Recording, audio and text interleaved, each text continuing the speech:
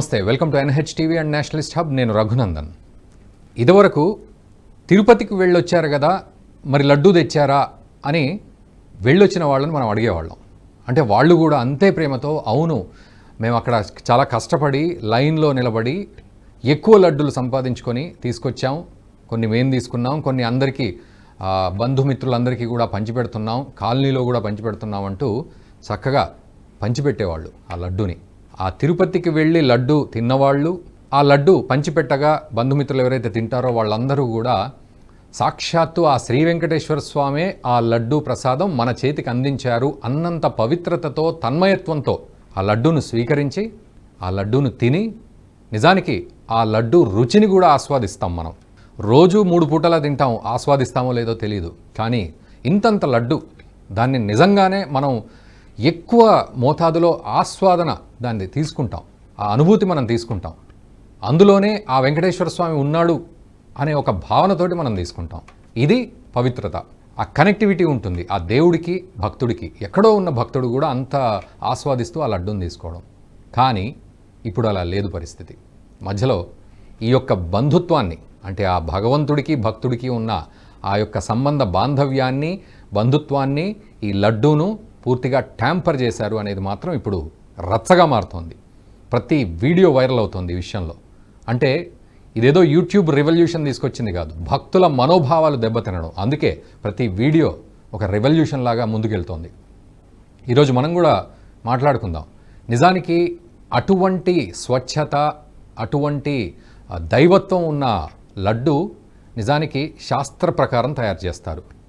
మనం ఏదో వంటింట్లో ఉప్పు కారం రుచి కోసం అవి ఇవి వేసుకొని ఏదో పద్ధతిలో చేస్తామని మనం అనుకుంటాం, కానీ శాస్త్రమే చెప్తోంది ఆ తిరుపతి శ్రీవారి లడ్డూను ఎలా తయారు చేయాలని, ఏది ఎంత వేయాలి, ఏ వస్తువును సేకరించాలి, ఎక్కడి నుంచి సేకరించాలి, ఇవన్నీ కూడా ఆ లడ్డు యొక్క ప్రాశస్త్యం. అది కూడా శాస్త్ర ప్రకారం మాత్రమే జరుగుతుంది. సరే, టెక్నాలజీ వచ్చింది కాబట్టి, అక్కడ తయారు చేసే పోటులో మిషన్స్ వచ్చాయి కాబట్టి కొంత టెక్నాలజీని ఉపయోగించుకుంటున్నామే తప్ప ఎక్కడ స్వచ్ఛతను పోగొట్టుకున్న పరిస్థితి ఇప్పటివరకు మనం అనుభవించలేదు, కానీ ఇప్పుడు అనుభవిస్తున్నాం. సో నారా చంద్రబాబు నాయుడు అంటే ఆంధ్రప్రదేశ్ ముఖ్యమంత్రి స్వయంగా వ్యాఖ్యలు చేసిన తర్వాత అందులో నిజం లేదు అని మాత్రం ఎవరూ అనుకోరు. ఈరోజు అదే లడ్డూలో చెప్పడానికి బాధగా ఉన్నప్పటికీ చెప్పాల్సి వస్తోంది, బీఫ్ ఆయిల్ కలిసింది, ఫిష్ ఆయిల్ కలిసింది, ఇంకా రకరకాలవి కలిశాయి. చెప్పడానికే చాలా ఇబ్బందిగా అనిపిస్తోంది. ఎందుకంటే మనందరం అంత పవిత్రంగా, అంత ఆధ్యాత్మిక శక్తి అందులో ఉంది అంటూ స్వీకరించే తిరుపతి లడ్డు ఈరోజు ట్యాంపర్ చేయబడింది. ఆ పవిత్రత కూడా కోల్పోవాల్సిన పరిస్థితి. అది నిజంగా ఆ పవిత్రత దేవుడు కోల్పోయినట్టు కాదు, లడ్డు కోల్పోయినట్టు కాదు, మనం కోల్పోయినట్టు. ఆ పవిత్రత దెబ్బతినేసరికి అందరి మనోభావాలు కూడా దెబ్బతిన్నాయి. నిజానికి ఇక్కడ ప్రభుత్వాల విషయం పక్కన పెడితే అటు భక్తుల మనోభావాలు ఎంతలా దెబ్బతీశారు అన్న పరిస్థితిని మనం ఇక్కడ గనక కొంత ఫోకస్ చేస్తే దాని చుట్టూ ఉన్న కథనం ఏమిటి, ఎలా జరిగింది అపచారం, ఇవన్నీ కూడా మనం మాట్లాడదాం. మనతో పాటు పాలెపు రాజేశ్వర శర్మ గారు ఉన్నారు. శర్మ గారు నమస్కారం అండి. నమస్కారం అండి. నమస్కారం శర్మ గారు. సో నిజానికి అందరి మనోభావాలు దెబ్బతిన్నాయి. ఒక పవిత్రమైన లడ్డూను ఆధ్యాత్మికంగా ఆలోచిస్తూ నిజంగా స్వయంగా వెంకటేశ్వర స్వామే మనకి లడ్డూ ఇచ్చాడు అని జస్ట్ కొంచెం ఉన్నా కూడా దాన్ని కళ్ళకద్దుకొని మనం స్వీకరించి నిజంగా స్వామివారే స్వయంగా ఇచ్చాడు, ఆయనే వచ్చాడు అన్నట్టుగా మనం భావిస్తాం. అలాంటిది ఈరోజు ఇంత రచ్చ జరగడం, నిజంగా ఇప్పుడు ఆ లడ్డూను చూస్తే మనకు జాలి వేయాలా, లేకపోతే బాధ వేయాలా, లేకపోతే మనుషుల మీద మనకే అసహ్యం వేసే పరిస్థితులు కనబడుతున్నాయని అనాలి. నిజంగా అట్లాంటి సిచ్యువేషన్స్ అంటే చెప్పడానికి కూడా బాధగా అనిపిస్తుంది అట్లాంటి పరిస్థితి. సో మీరు ఏమంటున్నారు దీని మీద, మీ అభిప్రాయం? తప్పకండి.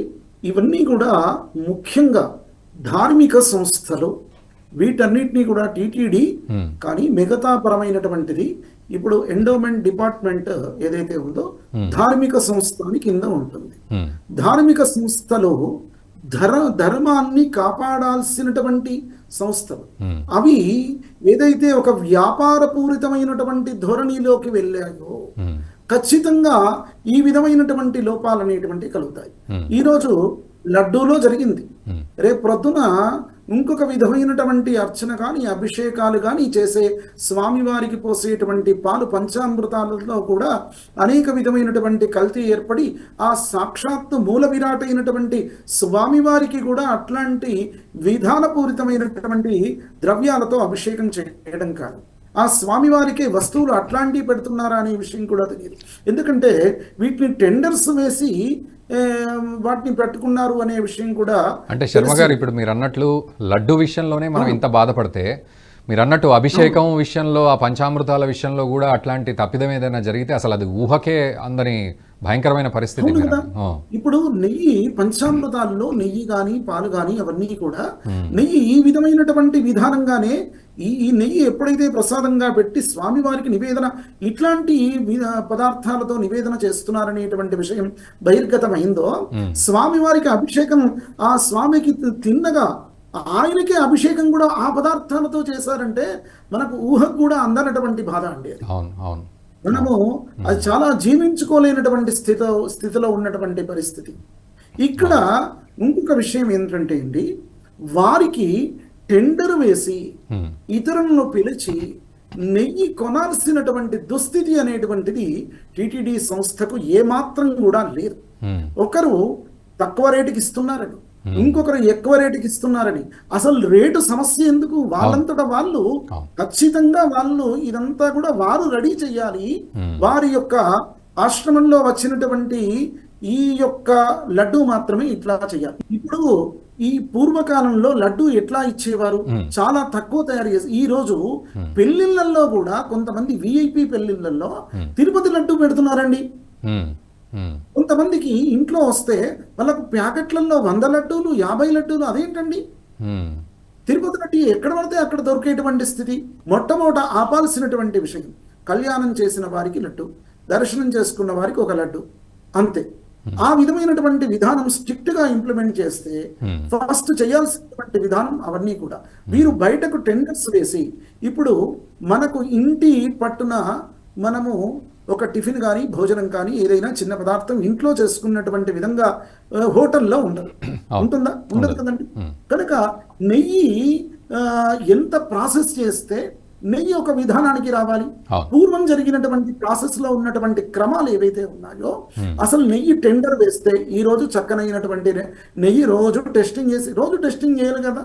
ఈ రోజు టెస్టింగ్ చేశారండి, ప్రతి పోనీ రోజు టెస్టింగ్ చేశారు, ప్రతి ప్యాకెట్ టెస్ట్ చేయరు కదా. వీళ్ళ దగ్గర టిన్నులు ఏవైతే వస్తాయో ఆ 10 కేజీల టిన్ను కానీ 50 కేజీల టిన్ను, ఒక టిన్ను టెస్ట్ పంపించవచ్చు. ప్రతి ప్యాకెట్ కూడా వాళ్ళు టెస్ట్ చేయరు కదా. కనుక వాళ్ళ మీద ఉన్నటువంటి ఆ యొక్క నమ్మకంతోటే చేయటం. ఇక్కడ నమ్మక అనేటువంటి విధానానికి ఇప్పటి కాలంలో నమ్మేటువంటి స్థితులు లేవు. అన్నీ కూడా వ్యాపార ధోరణులే. ఎందుకంటే ఒక దేవాలయానికి వెళ్ళామా, ఒక షాపింగ్ మాల్కి వెళ్ళామా అనేటువంటి స్థితులు వస్తున్నాయండి. ఇన్ని డబ్బులు వస్తే స్వామివారు ఇంత ముందు నుంచి, ఇన్ని డబ్బులు ఇస్తే వెనక నుంచి, వీరికి ఇవ్వలేని వానికి అసలు దర్శనం అవుతుందో కాదో తెలియదు. ఇది ఆ పరిస్థితి. స్వామివారి యొక్క దర్శనం అనేటువంటిది ఎక్కడ ఉన్నా అవుతుంది. అమ్ముకున్నటువంటి వానికి ఎప్పుడైనా దుస్థితి అనేటువంటిది పడక తప్పదు. ఇవన్నీ కూడా ధార్మిక సంస్థలను ఖచ్చితంగా ఇవన్నీ కూడా ఫస్ట్ రాజకీయ పూరితమైనటువంటి ఆ రాజకీయ నాయకులను వారి ప్రమేయం ఉన్నన్ని రోజులు ఈ విధమైనటువంటి దుస్థితులు ఏర్పడుతూ ఉంటాయండి. ఇవన్నీ కూడా ధార్మిక సంస్థలకు అప్పగించాలి. దేవాలయాలన్నీ కూడా. ఒక మసీదును ఎవరు మెయింటైన్ చేస్తున్నారండి? మసీదులో ఇట్లాంటి అపవిత్రమైనటువంటి భావన ఏమైనా జరిగితే ఏదైనా వారు ఊరుకుంటారా? ఒక క్రిస్టియన్ సంస్థల్లో జరిగితే ఊరుకుంటారా వారు? ఒక హిందూ ధర్మంలో కలిగితే మిగతా వాళ్ళందరూ మాట్లాడేది ఈ విధంగానా? మీడియాలోనా? అసలు వాళ్ళు ఇళ్ళు వెళ్ళి తగలేయాలి ఫస్ట్. వాళ్ళు ఎవరైతే ఈ విధమైనటువంటి దుశ్చర్యకు పాల్పడినారో వాళ్ళు రోడ్డు మీదకి రావడానికి భయపడాలి.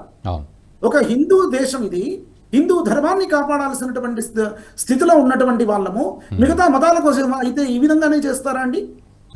ఇప్పుడు టీటీడీలో ఎవరెవరైతే మెంబర్స్ ఉన్నారో వారి ఏ అర్హత ప్రకారం మెంబర్షిప్ తీసుకుంటున్నారు, వారు ఒక ధార్మికమైనటువంటి బుద్ధితో మిగతా పరమైనటువంటి అంటే ఒక మంచి సేవలు చేసినటువంటి వారా, ఈ ఆధ్యాత్మిక విషయాలు చాలా చదివినటువంటి వారా, అట్లాంటి విషయంగా తీసుకుని. అయితే శర్మ గారు, ఇక్కడ ఇందాక వైఎస్ జగన్మోహన్ రెడ్డి ఆయన ప్రెస్ మీట్ పెట్టి ఏమన్నారంటే, వైవి సుబ్బారావు లాంటి వాళ్ళు, లేకపోతే భూమన కరుణాకర్ రెడ్డి లాంటి వాళ్ళు, ఆయన ఇప్పుడు వైవి ఆయన దాదాపు 35 సార్లు అయ్యప్పమాల వేసుకున్నారు, అంతకంటే పెద్ద భక్తుడు ఉంటాడా అనేది ఆయన ఒక మాట అన్నారు.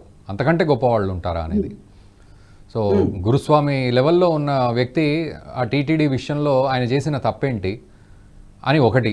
రెండోది, ప్రభుత్వానికి టీటీడీకి సంబంధం ఉండదు, నిర్ణయాల విషయంలో ప్రభుత్వం ఇన్వాల్వ్మెంట్ ఏమీ ఉండదు అనే విషయాన్ని వ్యక్తపరుస్తూ ఉన్నారు. చాలా విషయాలు మాట్లాడారు, అందులో ఇవి కూడా ప్రస్తావనకి. వైవి సుబ్బారెడ్డి, భూమన కరుణాకర్ రెడ్డి. వైఎస్ వారు ఎవరండి? వీళ్ళు బాబాయ్ కదా, వీరి యొక్క బంధువే కదా వాళ్ళందరూ కూడా. వాళ్ళ బంధువులు వీరు రాజకీయ నాయకులు అట్లాంటివి మాట్లాడితే కుదరదండి. వారు ఒక వైఎస్ గారు ఈ టీటీడీ గురించి మాట్లాడాల్సినటువంటి అక్కరేముంది? ఆ దుస్థితికి వచ్చాం కదా. టీడీ ఒక చిన్న పిల్లలు కూడా చెప్తారు. కనుక వీళ్ళు మాలలు వేసుకొనివ్వండి, ఇంకేదైనా వేసుకొనివ్వండి. మాలలు వేసుకుంటే 40 రోజులు వేసుకుంటారు. తర్వాత దినచర్యలన్నీ కూడా యథాసాధారణ పూర్ణితమైనటువంటి అంశాలే. అవన్నీ కాదు, పీఠాధిపతులు జీవితాన్నే ధారపోసినటువంటి పీఠాధిపతులు ఉన్నారు చాలా మంది. కనుక అట్లాంటి వారిని తీసుకొచ్చి పెట్టేటువంటి విధంగా ఉండాలి. నేను నా చుట్టాన్ని పెట్టాను, వారు చాలా గొప్పవారు అని అంటే మీరు చెప్పడానికి పనికొస్తుంది, సమాజం చెప్పాలి. అండ్ శర్మ గారు, ఇక్కడ ఇంకొక చాలా కీలకమైన విషయం చెప్పారు. అయితే ఎక్కడైతే వ్యాపార ధోరణి ఉంటుందో అని అన్నారు కదా, అయితే ఇక్కడ 15 టన్నుల నెయ్యిని ఉపయోగిస్తారు. సో అంత నెయ్యిని సేకరించడం అనే విషయంలో సో ఎలా ఉండాలి అంటారు మీరు? అటు కేవలం లడ్డు మాత్రమే కాదు, మీరు అన్నట్లుగా అటు పులిహోర ప్రసాదం కావచ్చు, లేకపోతే వడ కావచ్చు, లేకపోతే రోజు లైన్లో నిలబడితే వారికి పెట్టే భోజనం కావచ్చు, భోజనం కూడా నాసిరకంగా ఉంది అనే చర్చ జరుగుతోంది. సో ఎట్లా అంటే వ్యాపార ధోరణి కాకుండా ఎట్లా అనేది మీరు చెప్తూ ఉన్నారు. ఖచ్చితంగా ఇప్పుడు ఇట్లాంటి ధార్మికమైనటువంటి సంస్థల్లో ఒక వీళ్ళు ఏదైతే ఉందో, వీరు గోశాల వీరంతట వీరే ఒక గోశాల అనేటువంటిది తిరుపతి దేవస్థానంలో ఏర్పాటు అనేటువంటిది చెయ్యాలి. వీరు ఏర్పాటు చేసేటువంటి స్థితి తిరుపతి లాంటి దేవాలయాలు ఏం చేయాలంటే, వారికి 15 టన్నులు వారి యొక్క స్థాయికి చెప్పాను కదా, అసలు 15 టన్నులు కాదు 150 టన్నులైనా తయారు చేసేటువంటి స్తోమత ఉన్నటువంటి వారు దీన్ని హిందూ ధర్మాన్ని పెంపొందించడానికి ఏ విధమైనటువంటి విధానం ఏర్పాటు చేసుకోవాలి. టీటీడీ లాంటి సంస్థలు వారి యొక్క దేవాలయమే కాదండి, మన యొక్క ముఖ్యంగా తెలుగునాట కానీ మన దేశంలో ఉన్నటువంటి దేవాలయాల్లో వారి యొక్క పరిరక్షణ, అక్కడ ఉన్నటువంటి ధర్మాన్ని కాపాడేటువంటి బాధ్యత కూడా వీరు ఇట్లాంటి వారు తీసుకునేటువంటి సత్తా ఉన్నటువంటి దేవాలయం అది. ఒకప్పుడు చిన్న దేవాలయాలకు కూడా ఈ టీటీడీ వాటి నుంచి ఫండ్స్ అనేటువంటివి వచ్చేవి, చాలా మంది పండితులకు కూడా వచ్చేవి. దాంట్లో ఇప్పుడు నామమాత్రంగా ఇస్తున్నారు. ఇప్పుడు చాలా వరకు కట్ అయిపోయాయండి. వేద పండితులకు కానీ శాస్త్ర పండితులకు కానీ వాళ్ళందరినీ కూడా పోషించాల్సినటువంటి ఆ యొక్క ధర్మాన్ని పోషించాల్సినటువంటి సంస్థలు ఇవన్నీ కూడా. కనుక మాకు సరిపోదు అని అంటే ఎందుకు సరిపోదండి? మీ వ్యవస్థ చాలా పెద్దది, అది మీరు సరిపోదని భక్తులకు ఒక అనౌన్స్ చేయండి. మీరు నేను సరిపోతేనే ఇది లడ్డూ చేస్తాము, లేకుంటే చెయ్యము అనేటువంటి విధంగా ఏర్పాటు చేయండి. అసలు ప్రతి ఊరూరు గోశాలలు వెలుస్తాయి తిరుపతి కోసం. అవును అవును అవును. అయోధ్యలో బాలరాముని విగ్రహ ప్రతిష్ట కోసం కొన్ని 100 కోట్లు అక్కడికి చేరుకున్నాయి, 100 ఇటుకలు చేరుకున్నాయి, వేల లక్షల్లో ఇటుకలు చేరుకున్నాయి. సో ప్రజలందరూ కూడా అవును అవును వాళ్ళు ఊహించిన దానికంటే 100 రెట్లు ఎక్కువ ఫండ్స్ వచ్చాయండి. కనుక ఆ విధమైనటువంటి స్థితిలో ఉన్నటువంటి పరిస్థితులు ఈరోజు మన ధర్మాన్ని అణచాలి అనే ఉద్దేశం తప్ప ఇంకా మరే ధోరణి అనేటువంటిది కాదండి. ఇప్పుడు ఆవుల సంఖ్య పెరిగింది అనుకోండి, ఇక్కడ హిందూ ధర్మాన్ని అనేటువంటిది పెంపొందించేటువంటి మూలాధారమైనటువంటి స్తంభాల్లో ఈ గోరక్షణ అనేటువంటిది కూడా అత్యుత్తమమైనటువంటిది, చాలా గొప్పనైనటువంటిది. కనుక గోరక్షణ చేస్తే వీరి యొక్క ధర్మరక్షణ అవుతుంది. విషయం విన్నారా అండి మీరు రఘునందన్ గారు? కనుక గోరక్షణ అనేటువంటిది వీరు చేయరు, గోరక్షణ చెయ్యాలి ఖచ్చితంగా. ఏ విధమైనటువంటి ఇప్పుడు వీళ్ళందరూ కూడా వీళ్ళు ఇంతగా నెయ్యి మాకు రాదు అనేటువంటి విధంగా వీళ్ళే అనుకుంటే, ఒక వ్యక్తి ఆ గుజరాత్ నుంచి ఎట్లా ఇస్తున్నాడండి ఆ వ్యాపారస్తుడు? ఆయనకి ఎట్లా వస్తున్నది? ఎట్లా నమ్మారు మీరు?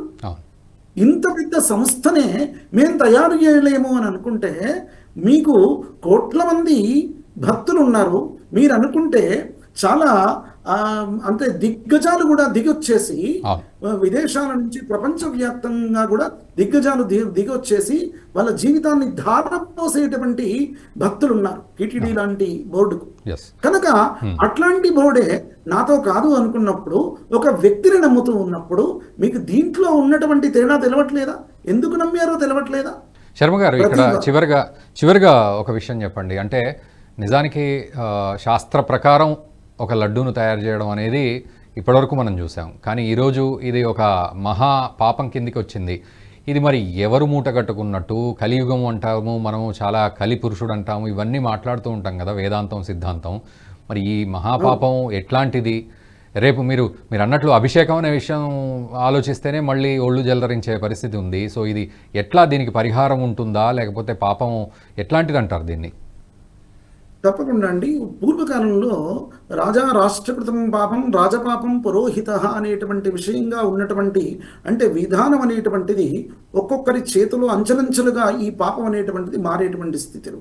కానీ ప్రస్తుత కాలంలో మాత్రం సంపూర్ణంగా ఒక పొలిటీషియన్స్ యొక్క ఇన్వాల్వ్మెంట్స్ కింద ఏ విధమైనటువంటి, అంటే పూర్వం అర్చకుడు తన ఇంట్లో తయారు చేసి, తన మడితో తయారు చేసి ఒక ప్రసాదాన్ని పవిత్రంగా తీసుకొచ్చేసి ఏమీ తినకుండా, ఆయన అది అయ్యేంత వరకు కూడా ఆచమానం చేయకుండా, స్వామి వారికి నివేదన పెట్టకుండా తినేవాడు కాదు, ఆయన ఆచమానమే చేసేవాడు. అట్లాంటి విధానంగా ఉండేటువంటి స్థితుల్లో అందులో జరిగేటువంటి లోపభూయిష్టమైనటువంటి అంశాలకు అక్కడ అర్చకులది వారి యొక్క పాపం అనేటువంటిది కలుగుతుంది. అట్లాంటి విధంగా లోపం చేస్తుంది. కానీ ఈ టెండర్స్తో కానీ ఇట్లాంటి వాటితో ఎవరికయ్యా ప్రమేయం ఇట్లాంటి వాటిలో ఉంటుంది అని అంటే ఖచ్చితంగా రాజులకే ఉంటుంది. ఆ యొక్క పాపం అనేటువంటిది ఎవరు చేశారు? రాజులే చేస్తున్నారు. ఇది ఎండోమెంట్ డిపార్ట్మెంట్ నుంచి టీటీడీని తీసేస్తున్నాము, స్వయం ప్రతిపత్తిగా పెడుతున్నాము అనేటువంటి విధంగా పెట్టనివ్వండి. ఏ యొక్క రాజకీయ పార్టీ ఇంత దోహం చేసినా కానీ వాళ్ళు అనౌన్స్ చేస్తారేమో చూస్తాము. ఎవరు కూడా వారి పెత్తనాన్ని పోగొట్టుకోరు. ఖచ్చితంగా మరి ఇంకేముందండి, ఎవరు పెత్తనం చేస్తున్నారో వారికి పాపం అనేటువంటిది తప్పదు ఖచ్చితంగా. ధన్యవాదాలు శర్మ గారు. చాలా కీలక విషయాలు మీరు ప్రస్తావించారు. నిజానికి పెద్దలు చెప్పినట్లు వ్యాపార ధోరణి అనేది నిజంగా ఇటువంటి వైపరీత్యాలకు దారితీసే పరిస్థితి ఏ రోజుకైనా వస్తుంది అనేది వారు అన్నారు. నిజంగా అదే జరిగిందనే బాధ ఇప్పుడు మనం చూస్తూ ఉన్నాం. దీనికి తోడు అటు ప్రభుత్వ పెత్తనం ఇటువంటి సంస్థల మీద ఉండొద్దు. ముఖ్యంగా టీటీడీ లాంటి ఈ ధార్మిక విషయాలకు సంబంధించిన సంస్థలు ఏవున్నా కూడా, ఆర్గనైజేషన్లు ఏవున్నా కూడా వాటి మీద అటు ప్రభుత్వ పెత్తనాలు కాకుండా ఒక ఇండిపెండెంట్గా అవి ఉండగలిగితేనే అప్పుడు కరెక్ట్గా మనం దాన్ని అడ్రస్ చేయగలం. అండ్ ఎక్కడ తప్పు జరగకుండా, ఈ నాయకుల ఇన్వాల్వ్మెంటు లేకుండా మనం కాస్త పవిత్రంగా కాపాడుకునే పరిస్థితులు ఉంటాయి అనేది కూడా చెప్తున్నారు. అండ్ ఈ లడ్డు పాపం ఎవరిది అనంటే మీరు కూడా ఒక్కసారి కింద కామెంట్ చేయండి.